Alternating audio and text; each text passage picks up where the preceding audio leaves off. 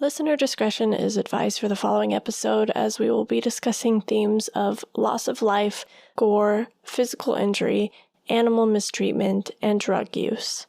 Welcome to Rants and Rabbit Trails. I'm your host, Morgan. And I'm your host, Pearl. What was that? I don't know. I'm giving a little shimmy. Yeah. Welcome. Welcome. Hope you've had a good day so far. Have you had a good day so far? I had a great day so far. Great. That's good, because we've spent the whole day together. I was gonna say, we've been together the whole time. So hopefully it's been alright. Today, we have a theme sort of theme parks. Theme park theme. Theme park theme. What? I have a weird fascination with theme parks. Theme parks, yeah. I'm really excited about this one. Places, too, are pretty rad. Yeah, let's get into it. Are you gonna start us off today? I'm gonna start us off. First off, I want to say there's a lot that I'm not gonna mention because there's just too much. I was literally like, okay, Pearl, you gotta stop. And there's just certain things that are more interesting to me.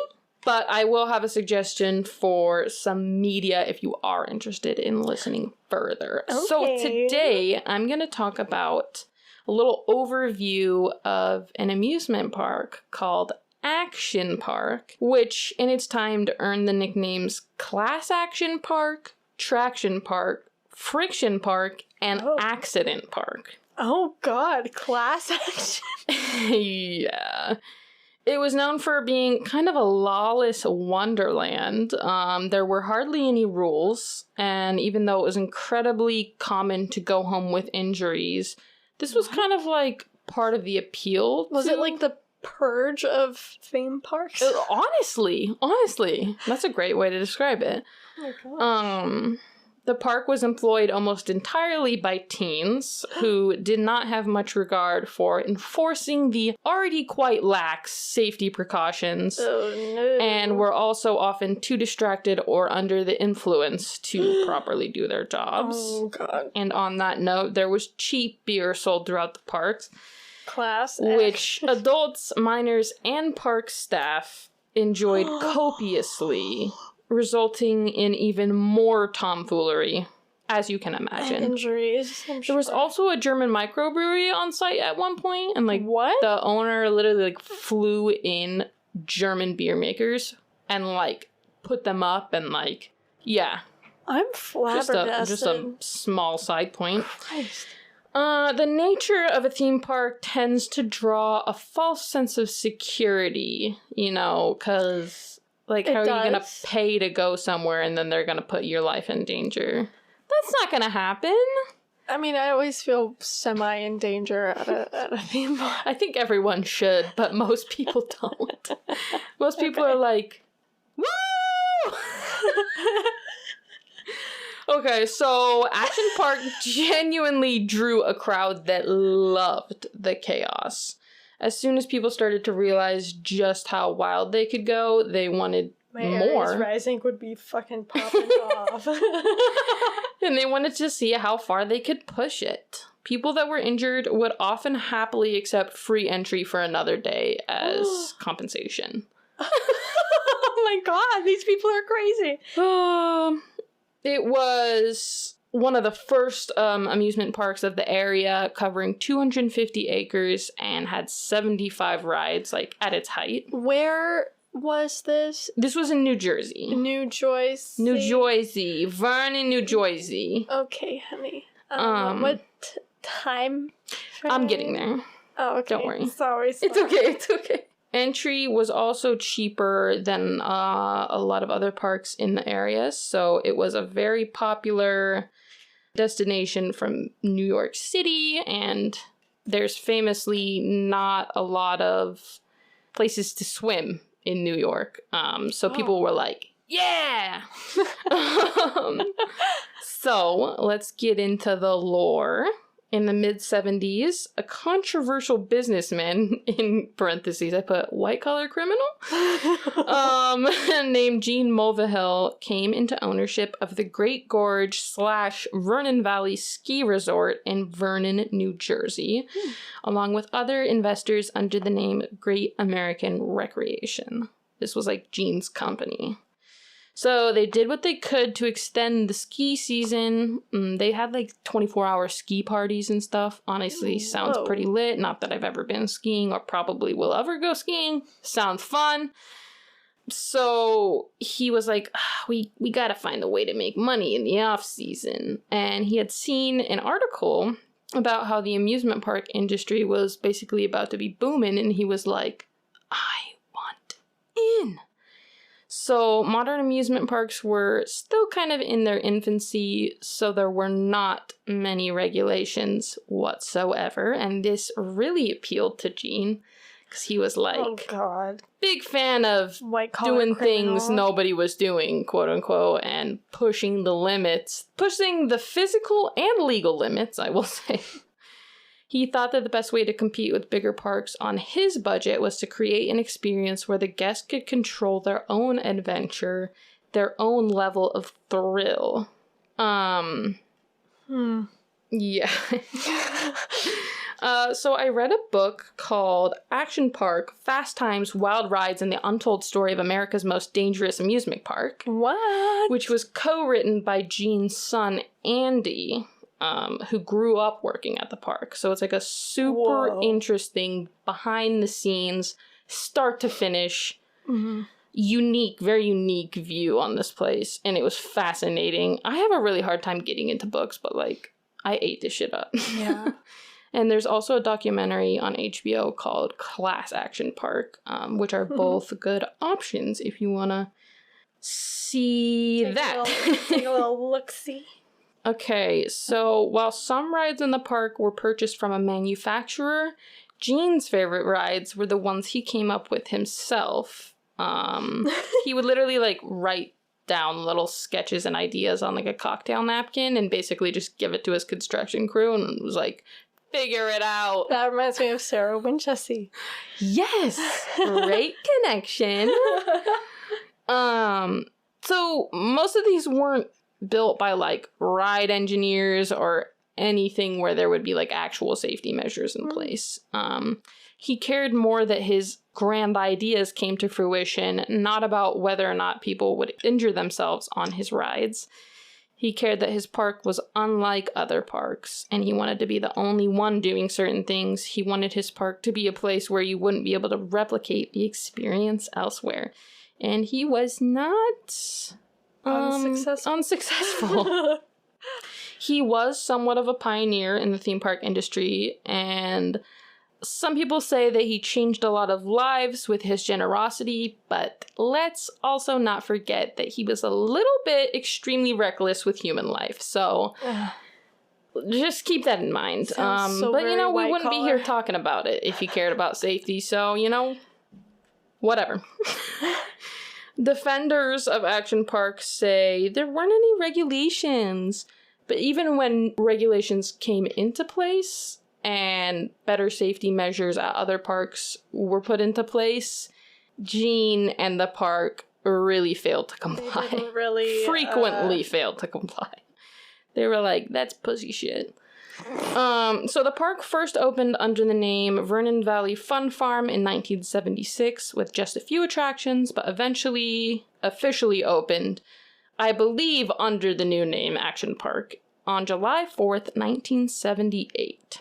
It was eventually comprised of 3 main areas: Alpine Center, Motor World, and Water World. Wow. Starting with Alpine Center, this housed the first and arguably most infamous ride in all of the park, the Alpine Slide.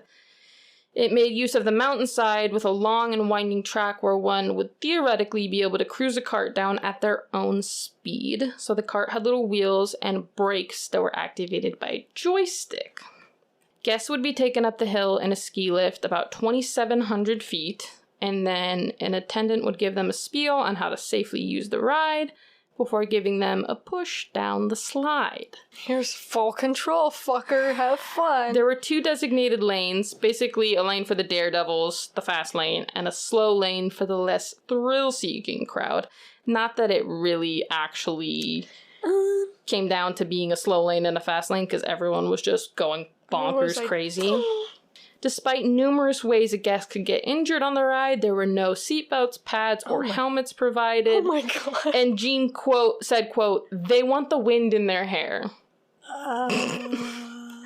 Ride attendants would warn guests to get used to the brakes and the track before attempting anything crazy, but these warnings were Teenagers aren't gonna do that. Yeah, exactly.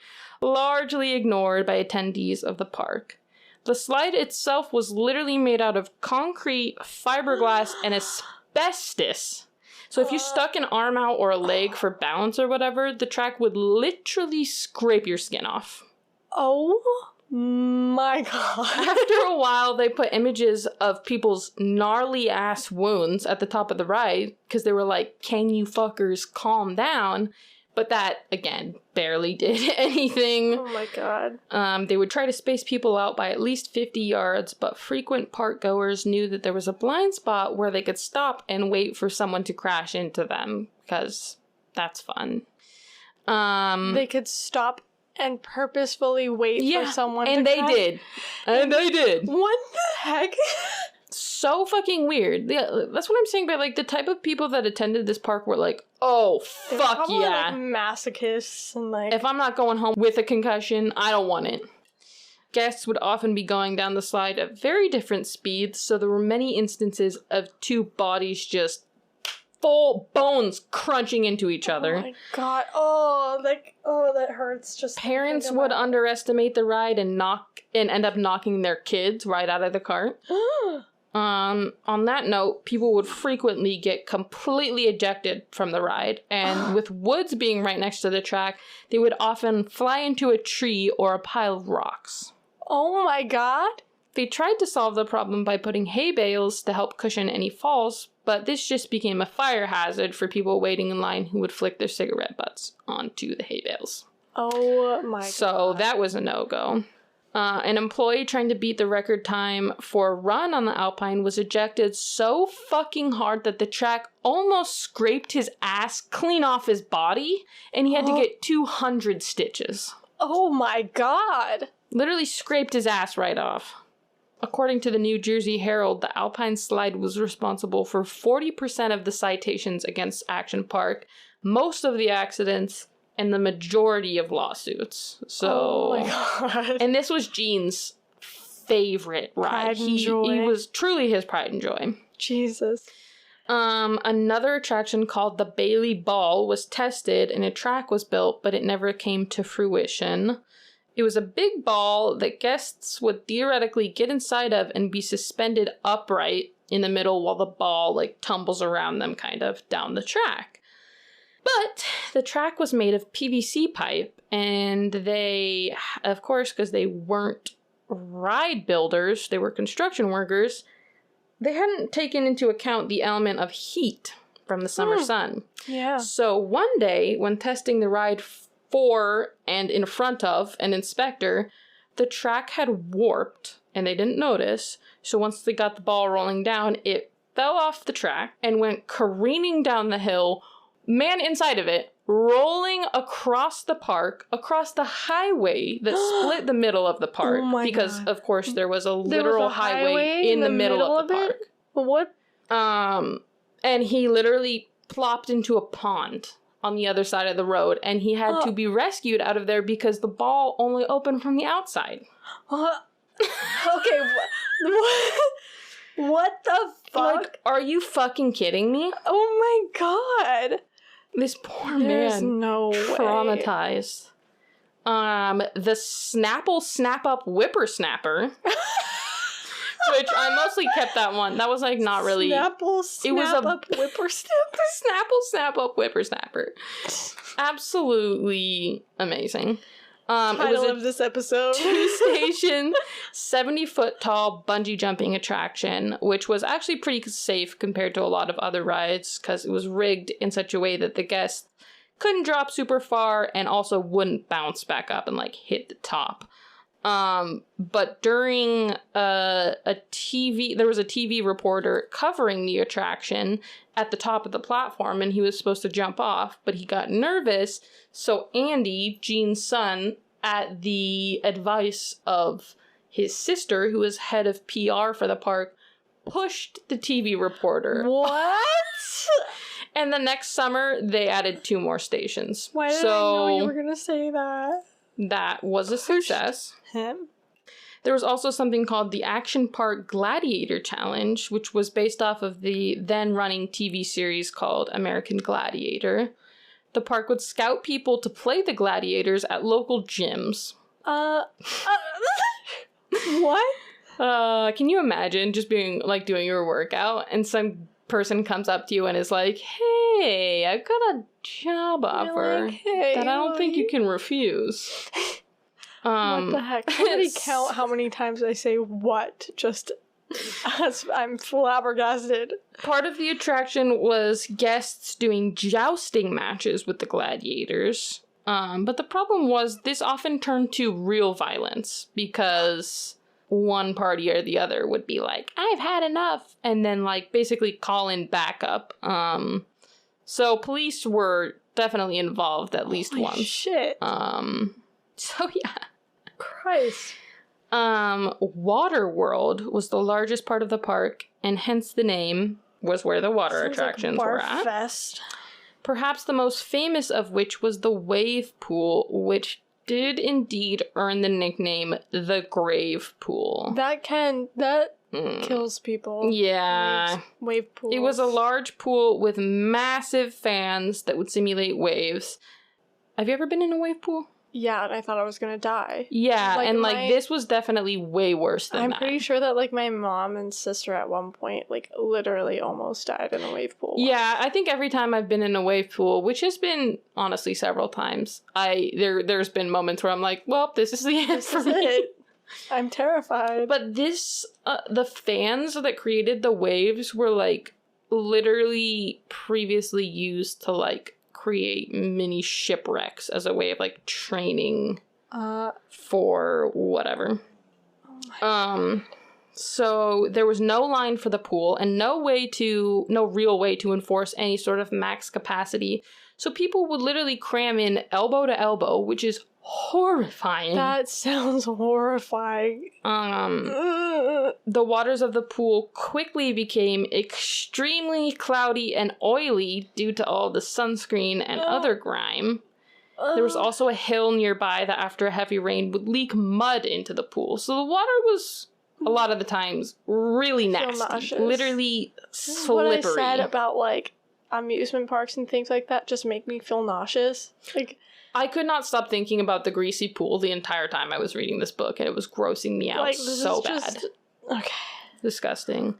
Due to the murky, slippery water and the guests with no regards for themselves or others, who would literally, like, purposely jump in on their friends' heads, purposely, like, try and fake out the lifeguards. So the lifeguard team literally became, like, sort of this elite team within the park because they had to save so many lives constantly. Oh my god. It was not a job for the faint of heart, and I'm surprised they even had lifeguards. Exhausting and terrifying, according to most of the lifeguards. Andy, Gene's son that I was talking about, was the head of the lifeguard team when the pool opened, and he said that on opening day, after they got everyone out of the pool, he dove in and made a couple passes around the pool, convinced he was going to find dead bodies down there. Oh my god! On really busy days, they would save up to 30 people from drowning, which, to compare it to other pools and theme parks or water parks, they would usually end up saving 1 or 2 people for the entire season. Huh? Yeah. Huh? This shit was bad. What the fuck? I actually can't. So, moving on from that, the Cannonball Loop was another ride that barely saw the light of day, and another ride that Gene was determined to have in the park. It was an enclosed water slide, but unlike similar ones at Action Park, this went in a complete 360-degree loop. Can you imagine an enclosed water slide that goes like this? And your raw-dogged body is just supposed to fly through that 360? Like, are you kidding me? At one point, I have no words, dude. Andy tested it out wearing full padding and a helmet, and he described it as more of a ride to survive than one to have fun on. Jesus. One guest lost full teeth. padding and a helmet? Yeah. Gene also would literally, like, offer employees or guests $100 just to test out rides when they weren't completed yet. He's like, hey, we're tweaking some stuff. Anybody want to come risk their life? Survival. But if you survive, I'll give you $100. So at one point, a guest lost teeth in the slide. Oh! And then other riders came out with lacerations. And when they closed the slide to inspect it, they found teeth still lodged in the side of the slide. Oh my god. Oh my god. So there were actually, because this was such a sketchy ass fucking slide, there were more regulations and safety precautions than most of the other rides. They would weigh people to make sure they would actually have enough momentum to make it through. They would hose them down to make sure they were wet enough to completely slide through the whole thing. What? And would make guests remove jewelry and listen to a detailed description on how to position themselves to successfully complete the loop. Probably not a great idea. No, none of this has been a good idea at all. This whole thing. Many riders would come out with back injuries and bloody noses. Jesus Christ. The first time they opened the Cannonball Loop, it was closed after just about a month, and there were other times they attempted to open the slide, but it was very short-lived each time, as you can imagine. Mm-hmm. Surf Hill was another one in Waterworld, which was essentially a large slip and slide that guests could slide down on mats. And one lane had a slight jump that could be adjusted, and oftentimes employees would rig it so they were able to, with their bodies and their little mat, I guess, fly 30 feet in the air and do like flips and shit. Oh my god. Like, what is going on at this place? This is like, this is Surf Hill earned the nickname Titty Hill because so many guests would lose their bathing suits at the bottom of it, and then it would draw a crowd. Oh my god. Because everyone was like, titties! Oh my god! Nakies! So Gene, you know what he did? Literal nightmare. He had a spectator stand put in. Yeah. This man? Is he still alive? No. Okay, good. Burn in hell. Oh, extremely problematic behavior. Christ. Other attractions of note in Waterworld were the kayak experience, which simulated whitewater rafting, the aqua scoot, which aimed to essentially skip humans across a shallow puddle like rocks. What is happening, dude? And the Tarzan swing which was just a big swing that guests would swing on to jump into a spring-fed pool, but the pool was so motherfucking cold that people would basically go into shock, and then lifeguards, not everyone, but like when you're there in the heat of the summer and then you go into a mountain spring-fed pool, it's like a huge temperature difference. Yeah. So yeah, lifeguards would have to rescue people because they were like, oh, I suddenly don't know how to swim.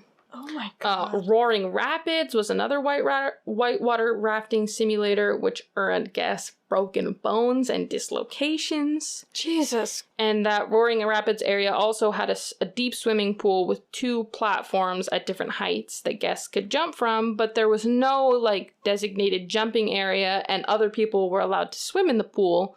So, again, nothing to stop anyone jumping off those platforms from jumping onto someone. Yeah. What the fuck is going on? Motor World.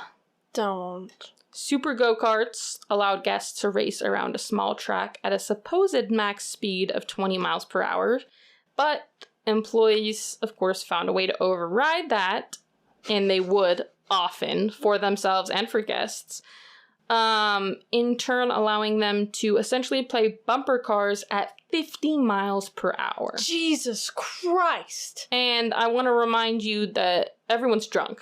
And there's drunk if you children. hit into somebody going 50 miles an hour and you're also going 50 miles an hour, you make an impact at 100 miles an hour. I want you to just... The Lola cars were miniature scale race cars that had a longer track that guests could race on with, again, a max speed, but this could also be tampered with. Employees would like to get a little drunky drunk after hours, and they would break the Lolas out of the track and take them on the highway. What? What? This place is literally... Can you understand why I've been so excited to tell you about Dude, this? okay. You're like, what the fuck? No, I've been looking forward to listening about it too. I've had no idea, but this is just something else, dude. Oh my god. So the battle action tanks were small tanks with tennis cannons. So it was like a caged... Oh my god. A caged tank, and you would enter a chain link arena and shoot at the other tanks for about 5 minutes. If you hit a sensor on the tanks, it would disable that tank for 15 seconds. And then there were also tennis ball launchers surrounding, so people not in the tanks could also fire tennis balls. So oftentimes employees would have to enter the arena to fix something. Or people shoot them. And they would just get pelted with tennis balls. Oh my god.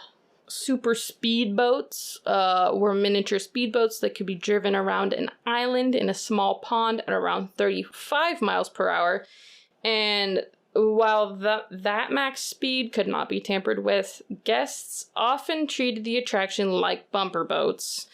There was a ton of leaked oil and gasoline oh my god. in the waters, in addition to it being snake-infested waters. So people would capsize their boats and fall into the water, and then they'd have their skin burning from the gasoline, and they'd also be, like, getting all brushed up on by fucking snakes. Oh no. Oh no. Oh god. This is literally like a fever dream. I think this is my last ride or attraction. There was a human maze, which was 10 feet tall and made out of hay bales, and it was an extremely complicated maze. It was very hard to get through. People get lost in there and, like, stay lost for days. It was also really, really stuffy and hot in there because of the hay bales and the heat. God. And there would also be snakes crawling out of the hay bales. So people that were already lost as fuck would then just start screaming and running and get themselves even more lost. Oh my god. And then they'd be, like, parched and, like... I can't imagine. Like, with a corn maze, you can just scurry out through the side if you're, like, really, really desperate. Break your way through that corn. So people would get trapped in there, and eventually they had to put a sign at the entrance warning that there had been people lost in the maze for 9 hours. Oh. I would fucking sue. My god. So, in 1982, there were 2 deaths in the park within the same week, and while the park's reputation was constantly taking hits, and that was definitely a big one, it really did not deter people from coming. Jesus. The park failed to report numerous injuries and safety violations, which they were somehow able to push through and, like, get around for 20 years that the park was open. Whoa! They like, would report stuff, but, like, barely at all. A nearby emergency room reported that they would treat 5 to 10 injuries from the park on busy days, and allegedly Action Park purchased more ambulances for the town so they could keep up with the demand. God. There was also an on-site nurse or something of that nature who treated many, many minor injuries, so not everyone that went to that emergency room. Like, that wasn't all the people that got injured. Yeah. That's That's insane. Overall, 6 people died at the park. And while there are a lot of people that make the excuse that, of course, people died in the park, people die at every theme park, and that Action Park was held to an unfair standard, which is not fucking true. I want to disagree, because pretty much all these deaths could have been prevented if Gene had given a single fuck about the safety of human life. Yeah. In 1980, a 19-year-old whose cart derailed on the Alpine slide was struck in the back of the head, and he died about a week later in the hospital. Oh my god. He had never worked for Action Park, but during the previous season, he had operated a ski lift at Gene's ski resort. And so Gene lied and said that this kid was an employee of Action Park because apparently that would make it so he wouldn't have to report the death to the state. A piece of shit, Gene. Fuck, come on. What? Oh my god. In 1982, 1984, and 1987, there were drowning deaths in the wave pool. In 1982, on the kayak experience, a man's kayak tipped over and was exposed to a live wire, which caused him to go into cardiac arrest. And 2 of his family members were with him on the ride and had to witness this. Oh my god. He was then taken to the hospital and later died due to shock-induced cardiac arrest. What the fuck? In 1984, a man suffered a fatal heart attack. This was from the Tarzan swing. And there's not much on this, but the general consensus is that the change in temperature from the pool, caused him to go into shock, and he died from it. Jesus Christ. So Gene was basically doing a bunch of illegal shit to keep this place up and running for the whole time it was open. And because he had put himself in the position of being that area's main employer, and he was a huge part of the economy, he got away with it for a long time. And the local government was definitely accused of treating him with favoritism. And that's fucking awful. In November of 1984, Gene pled guilty to insurance fraud charges. It came out that Gene and Great American Recreation were insured by a fake insurance agency and had been paying guests medical bills out of pocket in order to cut costs. What?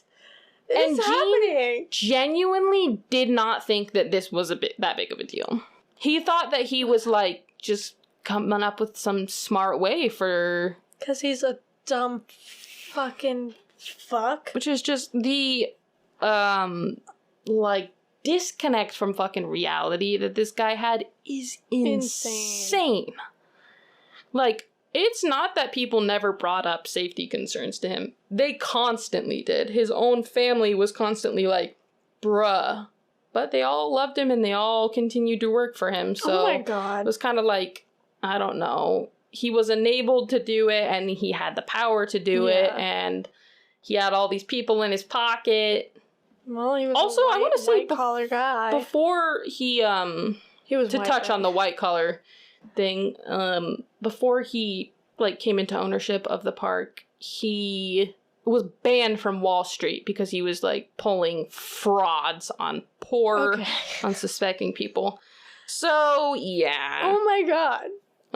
Literally a dirtbag. All in all, there were many, many, many lawsuits filed against Gene and his company, and all of his shenanigans were finally catching up to him in the late 80s and early 90s, until he could no longer bullshit his way around the costs and litigation anymore, which, again, super interesting book, because it gives a very detailed view of, all the litigation and everything he was doing to work his way around this. But anyway, rides slowly began to shut down, and as hard as he tried, Action Park did not open for the 1997 season. Which he was still, even though he was getting sued and people were like, you're literally bankrupt, bro, you owe us money, you owe literally everyone money. He was like, no, we're opening this bitch. But that did not happen. Fucking delusional dude. So that's all I have for today, because honestly, I could really keep going. But holy shit. No pun intended, that was a roller coaster. There's so many more insane rides that I didn't even talk about, dude. It's so fascinating. And the thing is that, like, people love this place. And so many people still, to this day, are like, it's their fondest memories from childhood. Oh my god. Is that not insane? That is fucking crazy, dude. I don't have any words. Yeah. This guy. This just random ass criminal. He was like, I got big dreams. No one will stop me. So, well, that just, like, feeds into my fear of amusement parks. So, yeah. Thanks. 1000%. Love it. That was insane. Thank you for sharing. I suppose. Of course.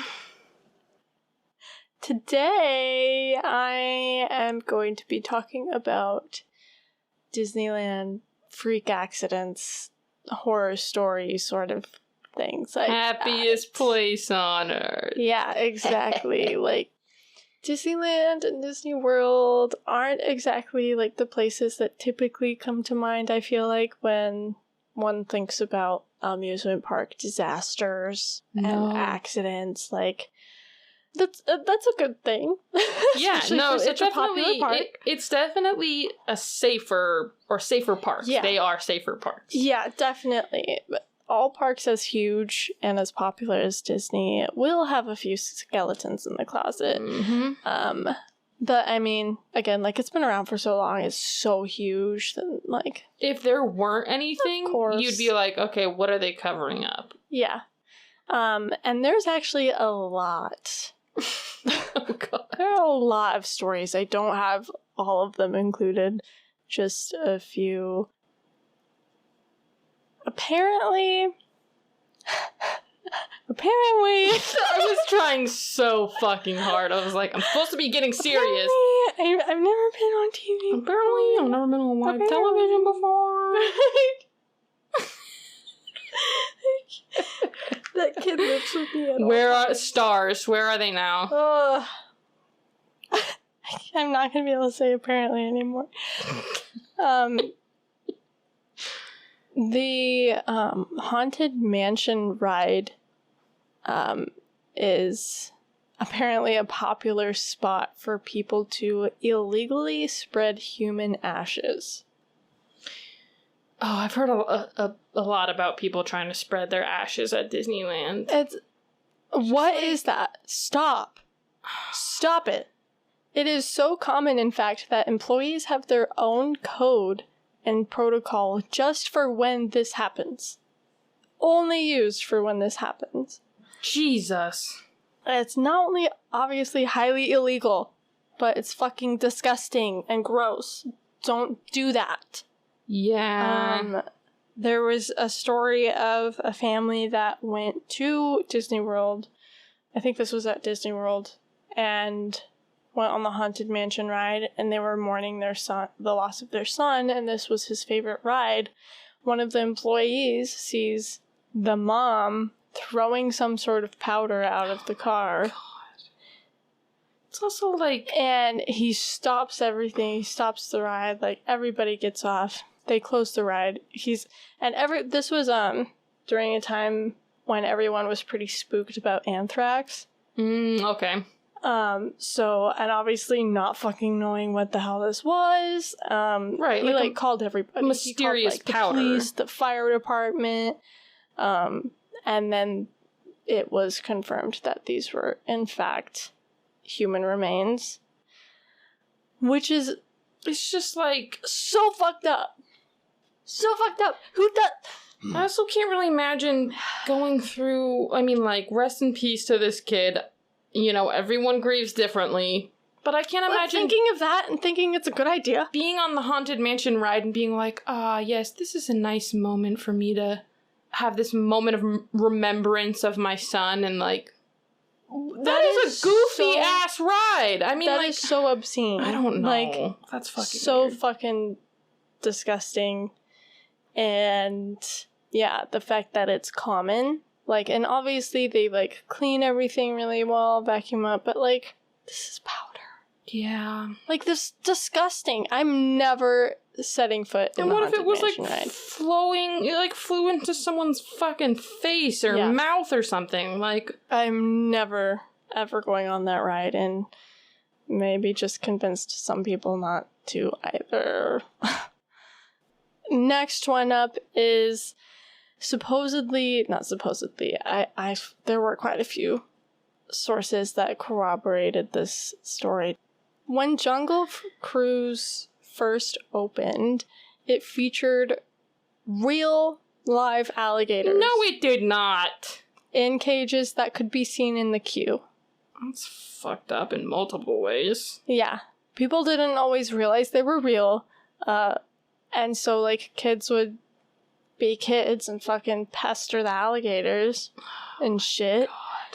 And, like, throw popcorn at them and everything. These fucking were real alligators. They had, like, popcorn in their teeth and shit. That's so fucked. Sometimes they escaped. Oh, period. Cool. Into the water nearby. And the handler would have to, like, stand on the docks or stand there near the water and make alligator calls to lure them back. Oh my god. To the ride. To be seen in the queue. Dude, what the F? Eventually, the risk that this entailed was deemed unworthy, and the alligators were returned to the farm that they came from. The alligator farm. Which is just fucking weird. Yeah. I mean, like, poor guys. Being trapped in cages, too. Yeah. And, like, kids being assholes and, like, throwing popcorn at them and stuff. Fuck them kids. I don't know if you guys have heard of, I know Pearl has heard of Discovery Island, but Discovery Island is a little private island in Bay Lake, near Disneyworld, that used to be sort of like an attraction, a wildlife sort of, quote, sanctuary people could walk through and see, like, exotic plants, exotic birds and shit. But it closed down once Animal Kingdom became a thing. But supposedly, there were, like, lawsuits filed against Disney and stuff. Because supposedly they mistreated vultures and stuff that they kept on Discovery Island as well. So animal mistreatment, get your fucking shit together, Disney. Seriously. I hope they're better now. But, yeah. Real alligators in the queue. That's wild. Next up is a story about the Matterhorn. For the supervisor's birthday one year, a couple employees decided to pull a prank. Oh, God. But, like, a prank that was way too far. This is why I hate pranks. A Winston prank? They spiked the punch with alcohol. The snacks Don't drug people weed. Without their consent. Yeah. Fucked up. So they spiked the punch with alcohol. They spiked the snacks with weed. And I can go wrong so quickly. And the dip with a strong hallucinogenic. Hallucinogenic dip?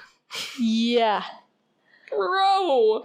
And in turn, obviously, unconsensually drugged all of the employees on the Matterhorn before they went to work. Dude, what the fuck? I'm also like, one of those alone would have been bad enough. That is such a bad cocktail of tripping balls. That is fucked up. Who? People sometimes. Wait, did you say when this was? No. Okay. No. That's fine. Not quite sure when this was. I could try and pull it up, That's but okay. The supervisor themselves was obviously heavily drugged, so they were like, something seems a little off here today. But they were heavily drugged, so they didn't do anything about it for a little bit. Until after a while, one of the employees passed out, and another started convulsing on the ground. What the fuck? And, like, paramedics were called and everything, and obviously those two people were fired. Were they sued or anything? I don't know. It literally just said that they were, like, fired. God, I hope they got in trouble. I hope so. Fucked up. That is fucked up. So yeah, the Matterhorn has a few stories. I'm literally scared of the Matterhorn as an adult. Simply because there's Yetis, and I'm scared. Really? Well, it's also haunted. Oh, cool. 2 people at least have died there. In 1984, a 48-year-old woman named Dolly was riding the Matterhorn bobsleds when somehow her seatbelt came undone. She became unfastened. It's unclear if this was like a malfunction in the ride or the seatbelt, or if it's something that she purposefully did. Okay. Unsure, but she became unfastened, and when the ride dipped down horrifically, Dolly fell out of the car and was fatally hit by another bobsled. Oh. That is such a terrible way to go. Yeah. The area where she was struck has since then been referred to as Dolly's Dip. Okay. And apparently she still haunts the ride. Dolly! Employees that work the Matterhorn after certain runs and stuff, at the end of the day, you like walk the track and something to make sure everything looks fine.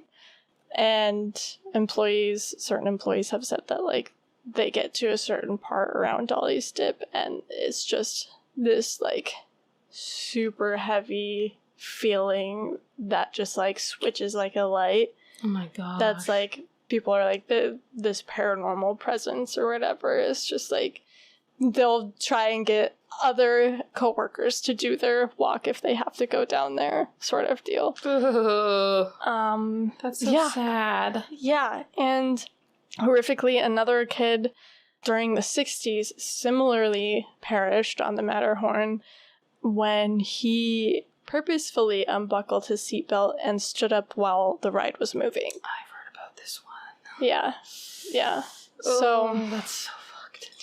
I don't really want to ever go on the Matterhorn either. Me just being scared of Yetis. Yeah.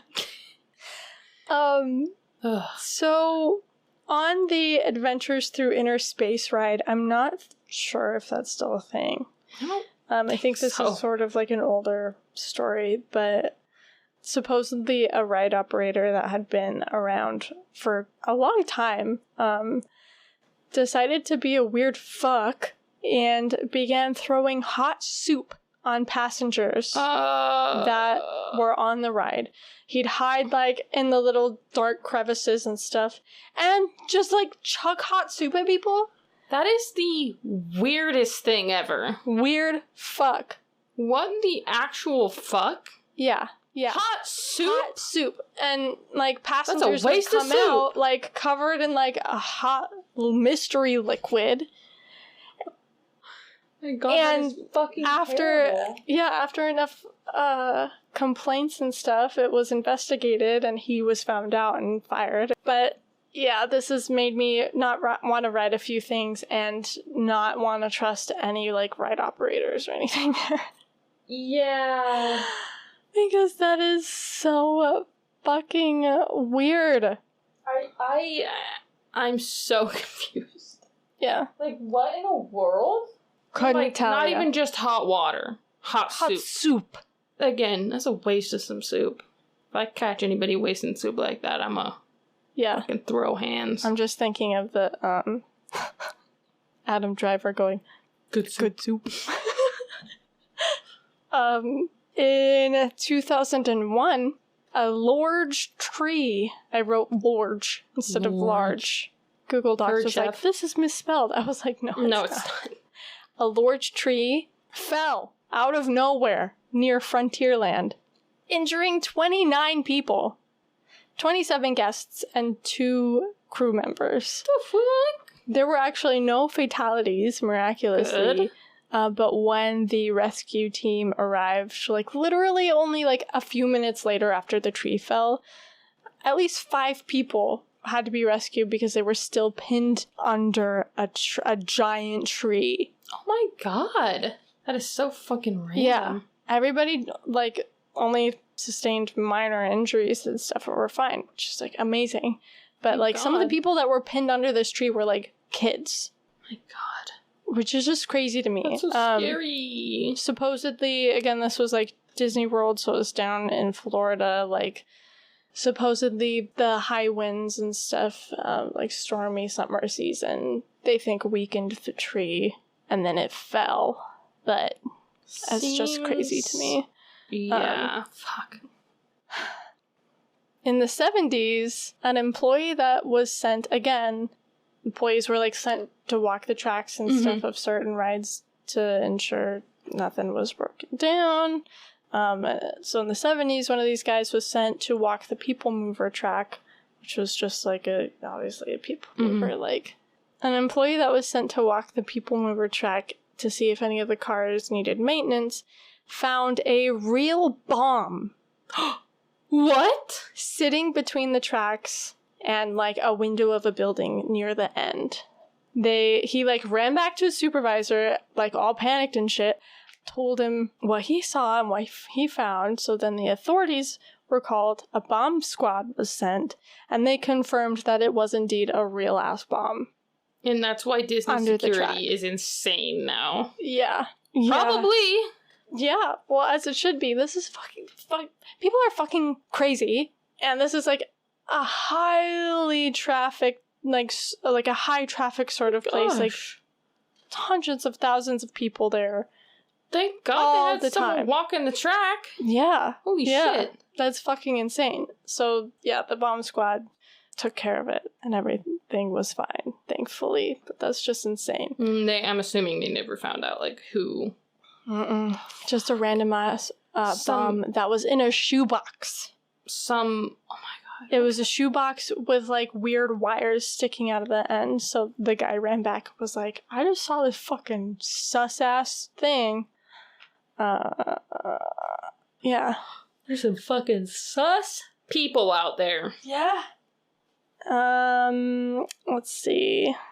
In 1966, a 15-year-old named Thomas Cleveland tried to break into Disneyland by climbing over, like, the almost 20-foot fence. Okay. And dropping down onto the monorail track. Okay. A security guard spotted Thomas, started yelling to him, like, hey, blah, blah, blah, watch out for the incoming monorail. So the kid jumped down. Apparently there was sort of like a canopy underneath the monorail a little, but unfortunately it did not provide enough clearance, and he was struck by the monorail and dragged 40 feet down the track. God. And by the time they were able to recover his body, he was shredded up. It's also like, the monorail ain't like, there's not a fucking car coming every second.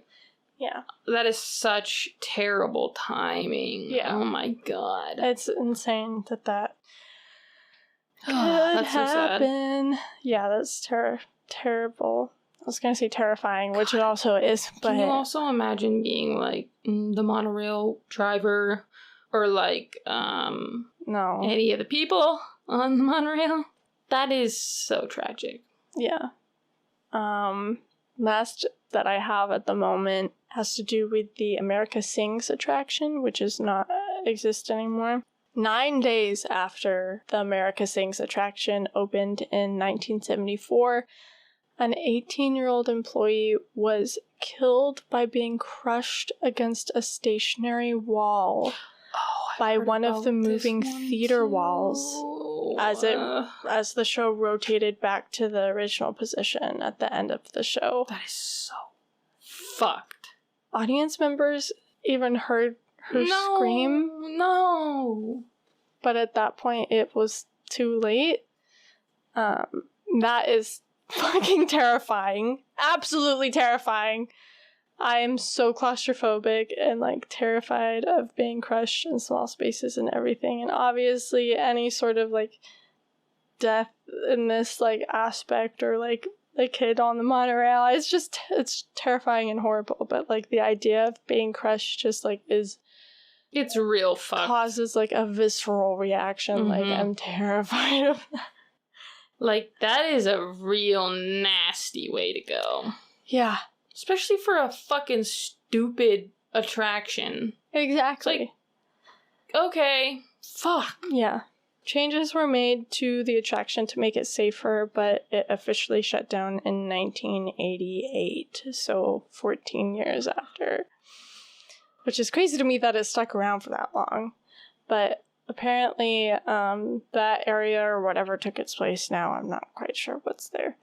Apparently, the area is still haunted by this employee, though, but she's a helpful spirit, and if there's anything that's unsafe, it will. She's like, not on my fucking watch. Yeah, if there's, like, a door open that shouldn't be, it'll close, or if there's, like, something in the way that could be a potential hazard or whatever, it'll move.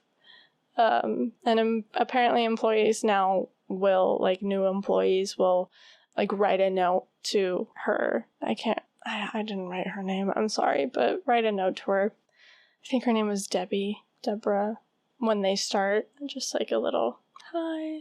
Aww. And yeah, apparently the Pirates of the Caribbean ride is haunted by a ghost supposedly named George.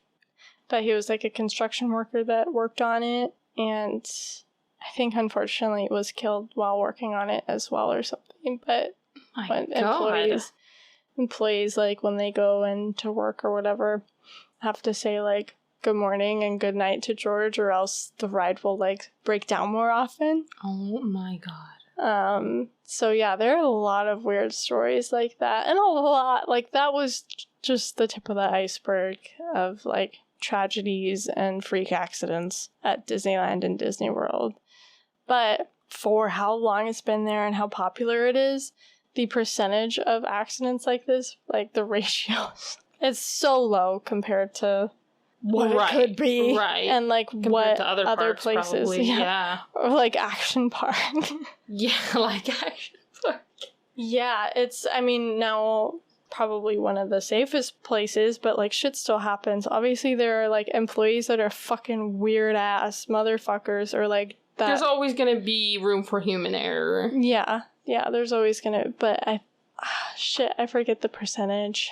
But I think the likelihood of getting injured, like, not just, like, scraping your knee or something, but getting severely injured at a theme park nowadays is, like, 1 in, like, 16 million or something like that. So that's a little comforting. It's like bad, terrible shit can happen anywhere, but there's gonna be a little bit more buzz if it's, like, somewhere like Disneyland or... Yeah. But surprisingly, again, like, even just in this little list that I came up with, there were a lot that I had not heard of. And for a park that is so huge, and that has been around for so long, they keep that shit kind of under wraps, I think. Yeah, really they fucking do. well. Like, you've gotta search for this. And even then, I, like, tried to find multiple sources for each one to be like, okay, this did actually happen. But yeah, it's just crazy. I'm still afraid of theme parks. I don't think I'll ever not be. But theme parks are just, like, I have been on most of those rides. Yeah? Honestly, Pirates of the Caribbean, spooky because there's a bunch of really realistic, or maybe not skeletons. Animatronics of people. Animatronics scare me. And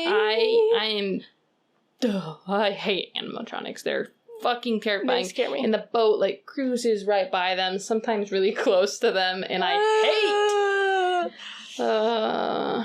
It is a vibe, though. You should still do it. I would cry. I really want to go and try Dole Whip. I've never had Dole Whip. Yes. I forgot. Nathan got our vape confiscated at Disneyland.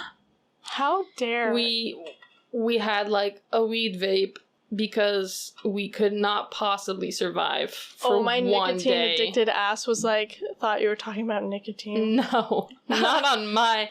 No. Not on her watch. Not on my watch. I'll just get high at Disneyland. Bro, I would be terrified. So obviously, like, that's not allowed. Yeah. And we were using it throughout our time there, but, like, on rides. Like, specifically, I remember doing it at the top of Splash Mountain. Yeah. And in Space Mountain. Oh my god. But in, like, the downtown Disney area, which is where there's, like stores and restaurants. Like Main and Street, sort of. It's, like, outside of Disneyland, but still inside of Disneyland. Nathan was like, couldn't wait till we got back into the park. And seconds after he puffed off of this thing, a Disney employee, slips right up next to us. That was not the right word. He, Slips right in between. literally just quickly sidles up next to us, and he goes, what did he say? It was so funny. Sir, what were you just smoking? Or something like that. Oh my god. And Nathan was like, sir. Sir. And he was just like, you can either leave or you can give it to me. And then we had to watch him go and throw our vape. Actually, no, he said, you can either throw it in the trash in front of me or I'll kick you out. It was so fucking funny. Oh my god. It was so funny. It's like being caught. And he was like as a kid doing something you shouldn't be. I was like, what fucking dumb ass little bitches getting in trouble for their vape. Oh my god. Trying to ruin my fun. I got some crazy high stories, but that's for another day. Disneyland, yeah, I want to go. I want to try Dole Whip. I want to run around. I mean, and just like eat churros and skip around like a little kid. The newer Star Wars area. I want to go find Kylo Ren. I'm scared. I literally saw Kylo Ren while I was there, and I was genuinely... It's kind of like... I have a weird thing about people in costumes, mannequins, animatronics, things that look like people, but I can't see their faces. So, like, not being able to see the face... Like, mascot costumes scare me. Scared me. Yeah, mascot costumes scare me. It's a fucking vibe, though. All the rest of them, I was like, okay, this is fine. Actually, then there's stormtroopers walking around, and I'm like, I'm actually scared. No. I'd be like... But we were in there for a while. Nathan got a lightsaber.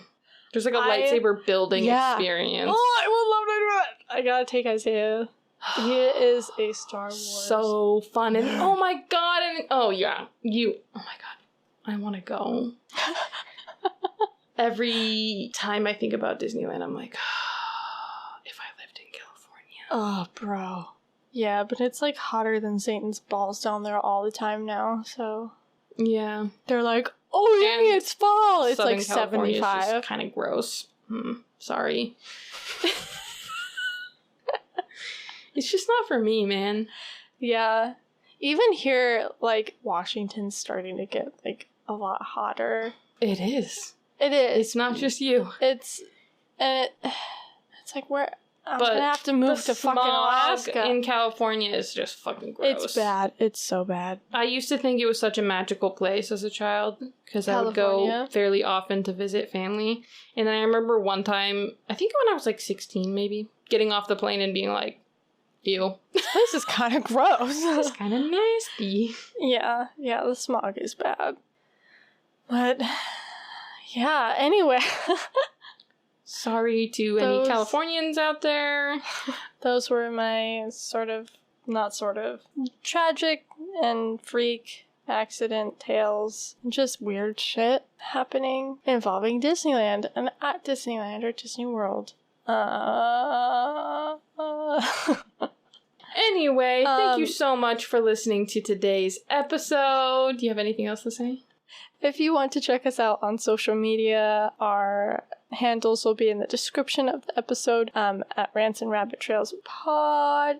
Go ahead and give us a rating on whatever platform you're listening on. We'd really appreciate it. like and share our content. Thanks for supporting us and our small podcast. Girl, bye. Girl, bye. Yeah.